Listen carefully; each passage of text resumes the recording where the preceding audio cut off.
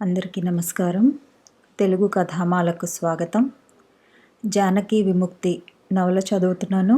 రాసిన వారు రంగనాయకమ్మ గారు.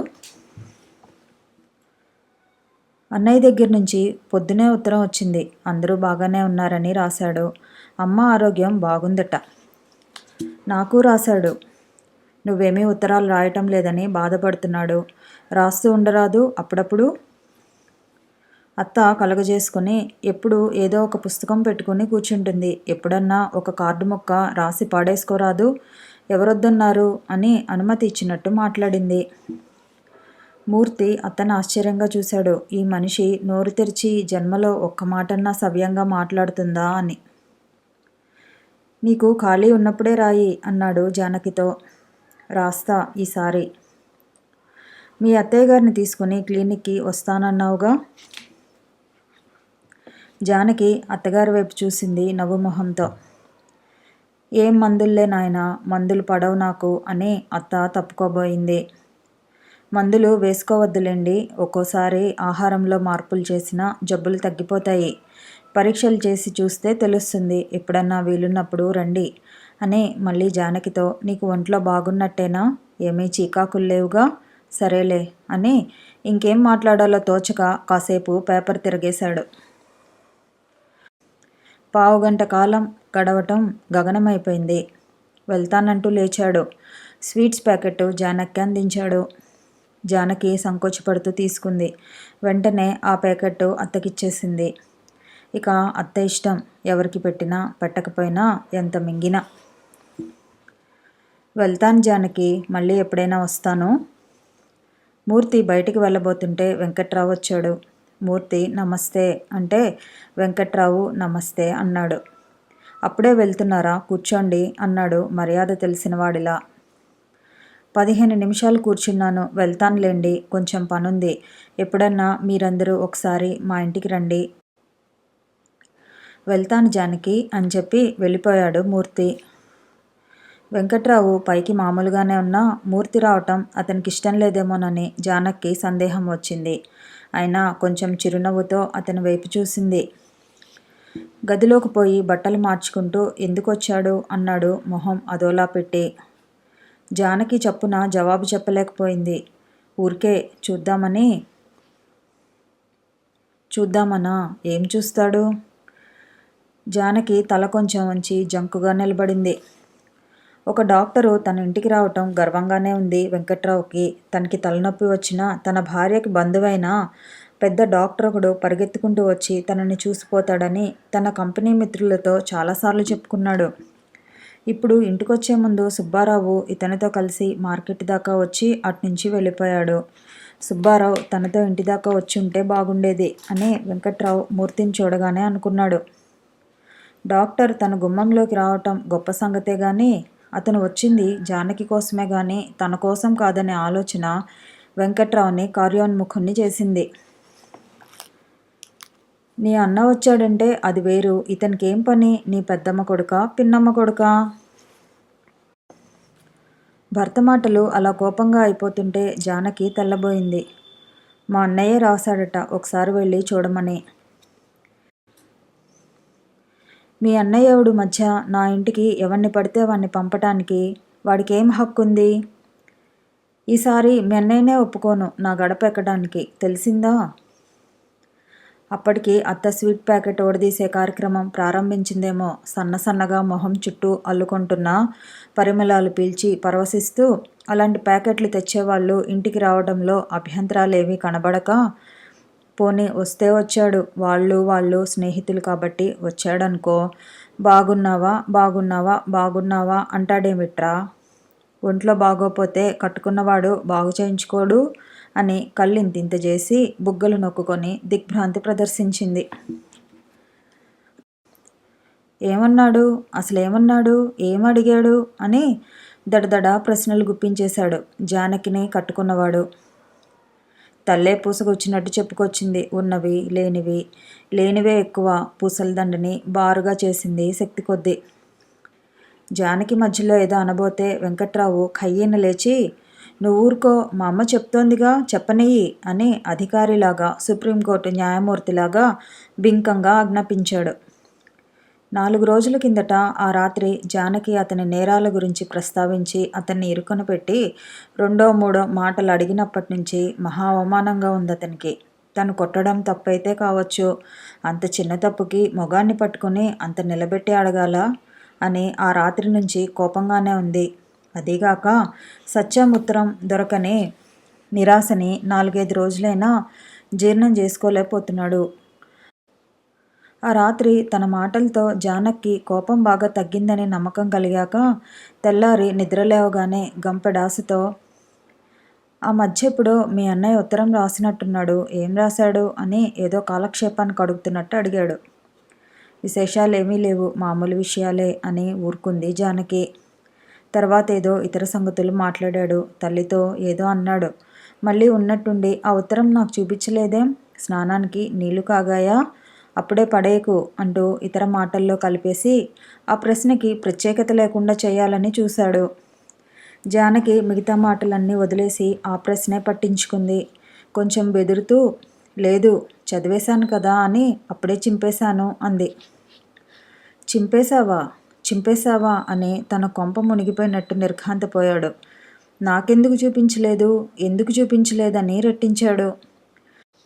ఏం రాశాడేం అంతంత రహస్యాలు, అందుకే చింపేశావు, లేకపోతే ఎందుకు చింపేస్తావు, నాకు తెలుసు అందుకే చింపేశావు అని పెద్ద నిరాశలో కూరుకుపోతున్నట్టు అన్నమాటలే 10 సార్లు అన్నాడు.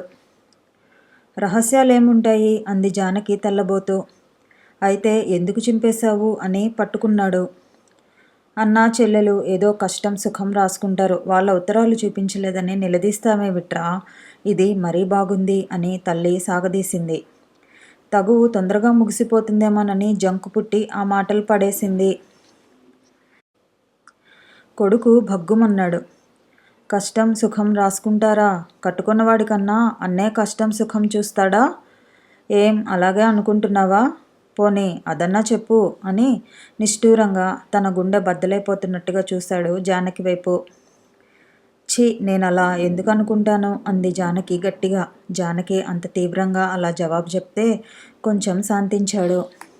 ఆ ఉత్తరం చింపేసిందని తెలిసిన దగ్గర నుంచి ఈ 4 రోజులు వెంకట్రావుకి రగులుతూనే ఉంది. కానీ ఆ ఉత్తరం కోసం ఘర్షణ పడాలంటే కొంత జంకుగా కూడా ఉంది. 4 రోజుల పాటు తగినంత గొప్ప సమస్యలేవి అడ్డం రాక అంతా నిరుత్సాహంగా గడిచింది. ఆ 4 రోజుల స్తబ్దతే జానకి మొహం మీదకి చిన్న చిన్న నవ్వుల్ని తెప్పించింది. తల చక్కగా దువ్వుకొని, కొత్త చీర కట్టుకొని, గాజులు మార్చుకొని ఆ పూట ఆయన వచ్చేటప్పటికి పువ్వులా కనబడాలని ఆరాటంగా అనిపించింది. కానీ 4 రోజుల నుంచి భార్యను తిట్టకుండా నిరుత్సాహంగా జీవించిన జానకి భర్తకి ఆ సాయంత్రం ఇంటికి వచ్చేటప్పటికి గుమ్మంలో సిద్ధంగా ఒక ఘర్షణకు పనికి వచ్చే రంగం ఏర్పాటై ఉండటం కన్నుల పండుగలాగా అనిపించింది. మొదట 1-2 ముక్కలు కాస్త తమాయించుకుని మాట్లాడాడు గాని వెనక తల్లి వాయించే మద్దెల దరువుకి శరీరం ఉప్పొంగి కలహనాట్యంలో పరవశత్వంతో అడుగులు ప్రారంభించాడు. ఇంతకుముందు ఎన్నిసార్లు వచ్చాడు అన్నాడు గంభీరంగా, అడుగుతున్నట్లు అనిపించాలని ప్రయత్నిస్తూ చిన్న కంఠంతోనే. జానకి నివ్వెరబోయింది. మూర్తి వస్తే అతనికి తెలియకుండా ఉంటుందా, ఎందుకలా అడగటం, అడుగుతుంటే మాట్లాడవేం సాత్వికంగానే. ఉదాసీనంగా జానకి, ఎప్పుడూ రాలేదు, అప్పుడెప్పుడో మా అన్నయ్యతో వచ్చాక మళ్ళీ ఇవ్వాలే, కావాలంటే అత్తయ్యని అడగండి అంది. ఇది మరీ బాగుంది, గంట గంట నీకు కాపలా కాస్తూ నేను నీ దగ్గర కూర్చుంటున్నానా అంది అత్త వెంటనే. జానకి కుంగిపోయింది. ఇంత అన్యాయమా, ఇంత తప్పు పడతారా అని కొయ్యబారిపోయింది. వెంకట్రావు వెటకారంగా, నీ యోగక్షేమాలు చూడటానికి ఒక పోలీసుని పెట్టమని రాయి నీ అన్నకి, నా మొగుడు అత్త కాల్చుకు తింటున్నారు, నాకు రక్షణ ఏర్పాట్లు చెయ్యి అని రాయి, తెలిసిందా అని నవ్వాడు. నేను రాగానే తుర్రుమన్నాడు, కూర్చోమంటే కూర్చున్నాడా, మేం లేకపోతే ఎంతసేపైనా కూర్చునేవాడేగా, మీరు రాకముందే వెళ్తానని లేచాడు. నోర్ముయ్, పళ్ళు రాలగొడతాను, నీ అన్నకి స్నేహితుడైతే ఎవడికి కావాలి, డాక్టర్ అయితే ఎవడికి కావాలి? నాకు ఉన్నారు ఇలాంటి స్నేహితులు బోలెడు మంది. మర్యాదస్తుడైతే ఇంట్లో మొగాడు లేని వేళ చూసుకుని వస్తాడా? సమయానికి మా అమ్మ ఉంది కాబట్టి సరిపోయింది. లేకపోతే మీరిద్దరూ కూర్చుని మాట్లాడుకుంటూ ఉంటారా? మా సుబ్బారావు లాంటి వాడెవడన్నా వచ్చి చూస్తే టామ్ టామ్ వేసేస్తాడు కంపెనీ అంతా. నేను తలకాయ ఎక్కడ పెట్టుకోవాలి అనుకున్నారంటే వాళ్ళ తప్ప. మన బంగారం మంచిదైతే కంసాలిని అనటం ఎందుకు అని ఏమిటేమిటో మాటలు విసిరేస్తున్నాడు, చేతులు తిప్పేస్తున్నాడు. చెంపల్లో కత్తులో మేకులో గుచ్చుకొని రక్తాలోడుతూ జుట్టు విరబోసుకుని వికారంగా వాకిళ్లలో గంతులేస్తూ అడుక్కునే వాళ్ళని చిన్నపిల్లలు భయంతో చీదరతో ఆతృతతో చూసినట్టు జానకి మాట మాటకి నిర్ఘాంతపోతూ చీదరపడుతూ వెంకట్రావు మాటల్ని చేష్టల్ని ముఖ కవలికల్ని చూస్తోంది.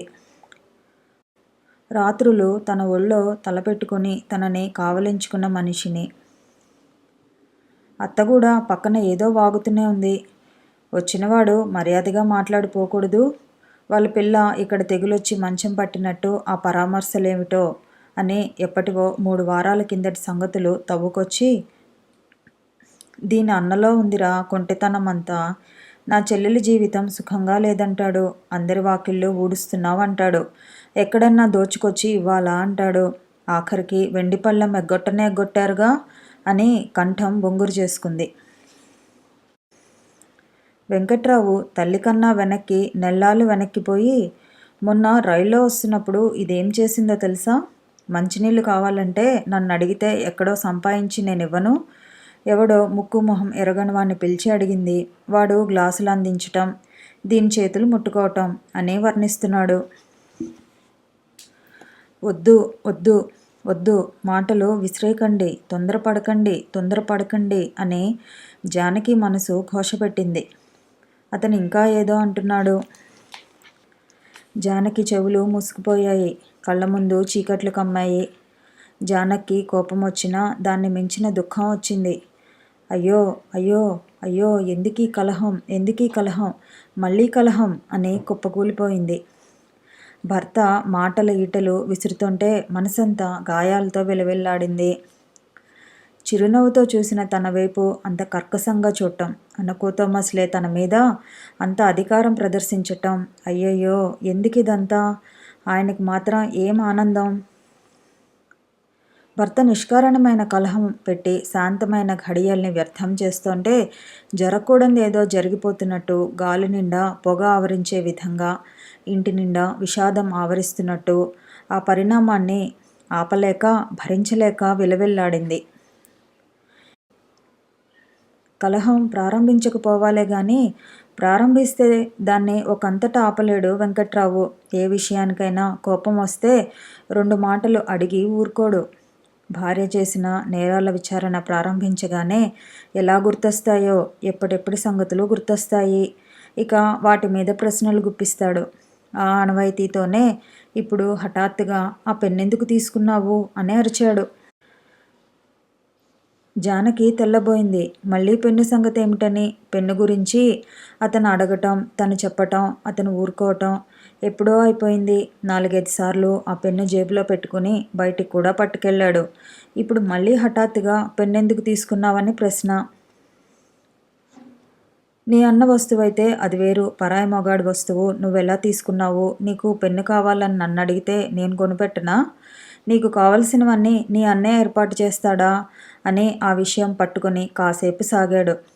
ఒక అరగంట సేపు ఇల్లంతా తిరిగి అలమారలో జానకి బట్టల మీదున్న 2-3 ఇంటర్ పుస్తకాలు చూసి అన్నింటినీ మించిపోయిన నేరం దొరికినట్టు, ఏయ్ ఇల్లారా, పరీక్షల చదువు మొదలుపెట్టావా అని కేకపెట్టాడు. కథ కొనసాగుతుంది. మళ్ళీ కలుసుకుందాము. ఈ వీడియో నచ్చితే లైక్ చేయండి, షేర్ చేయండి, కామెంట్ చేయండి, ఛానల్ని సబ్స్క్రైబ్ చేయండి.